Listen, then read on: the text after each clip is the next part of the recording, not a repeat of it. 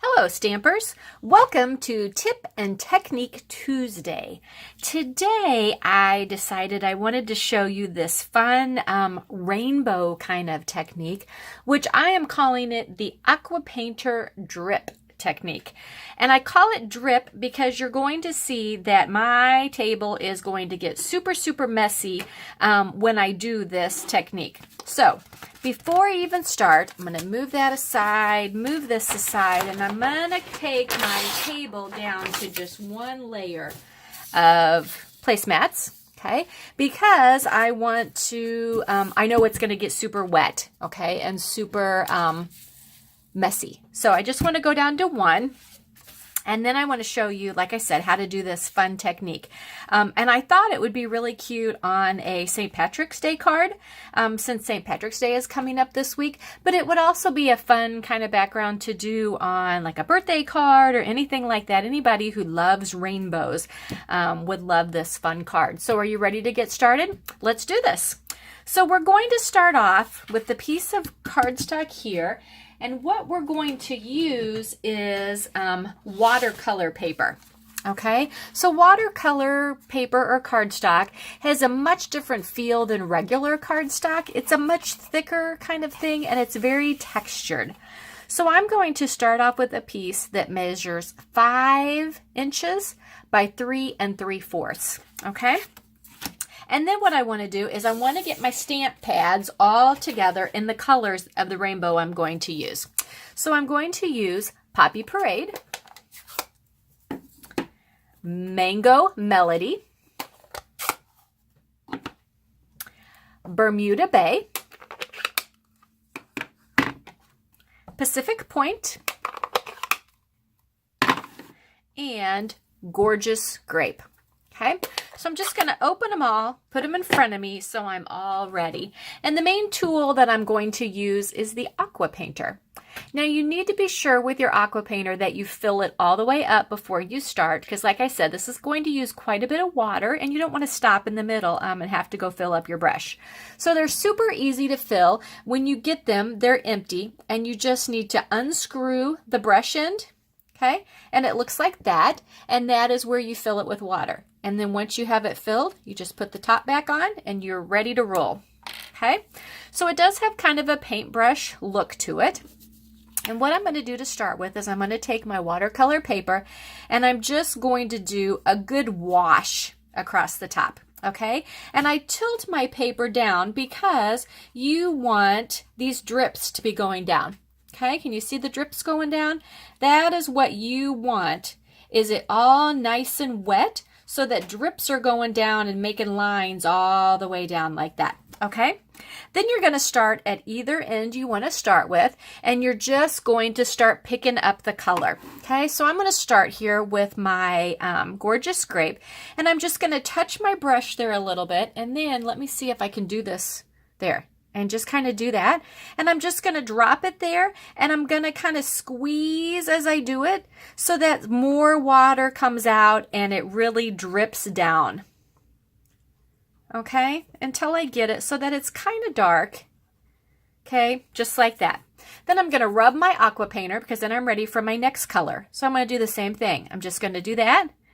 I'm going to rub it across the top, kind of squeeze a little bit so that my color starts running down.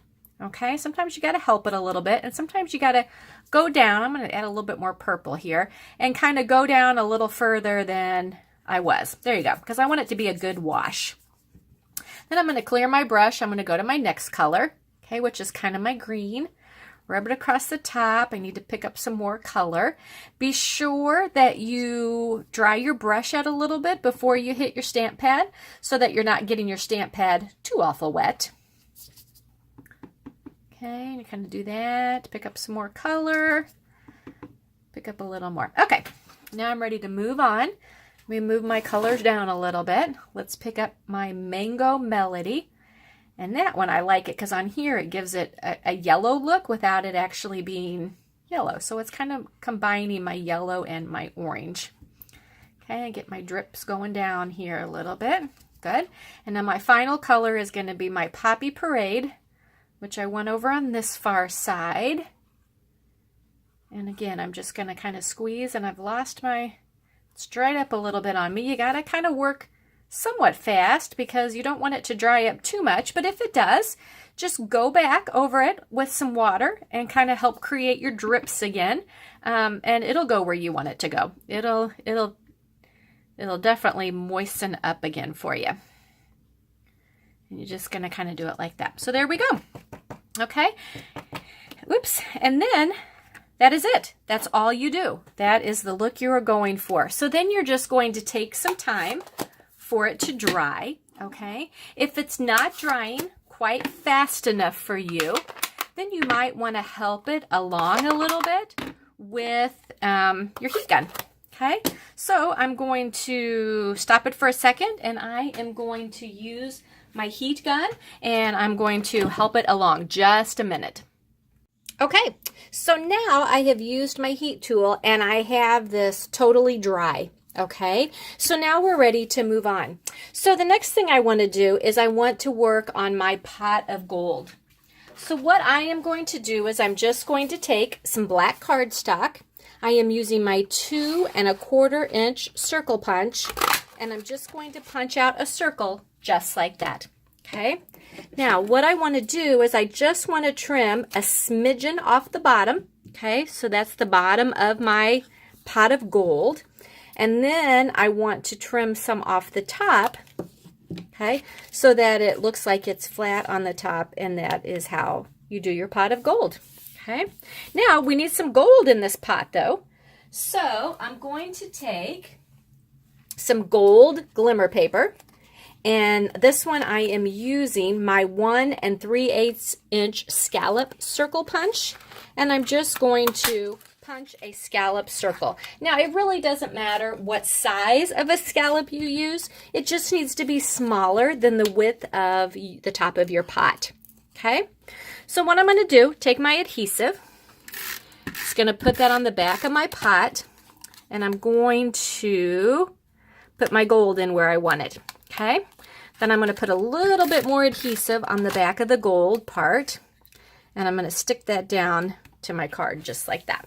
Okay, now I'm ready to stamp my good luck or your birthday or whatever it is you want to stamp on it, but you do need to be sure and use a permanent stamp pad. Okay, so the Memento is a good one, okay, because it's not water-based, so it's not going to spread all over.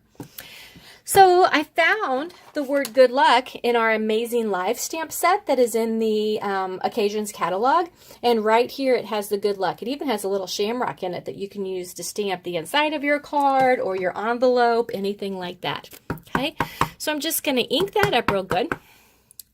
And oh, look at the glitter all over my card.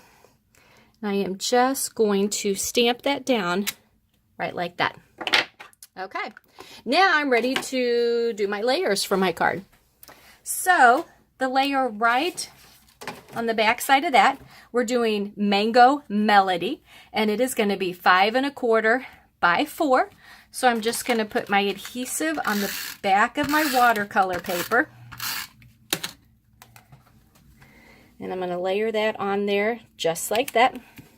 Okay, then I'm going to take my Call Me Clover, and it measures 8 1/2 by 5 1/2. Just going to fold it in half. Be sure and use your bone folder so that your crease is nice and crisp. Okay, pull your card back, put your adhesive on the back of it, and you're going to center it on your card base. And that is it. There you go. That is how you do the Aquapainter drip technique. Like I said, I thought it would be super cute for a St. Patrick's Day card. I'm going to send to my girls. And it would also be really cute on a birthday card or anything like that. Someone who likes rainbows, anything like that. So thanks for watching. Please share my video with your friends so they can learn this new technique too. And I will catch you on the next one.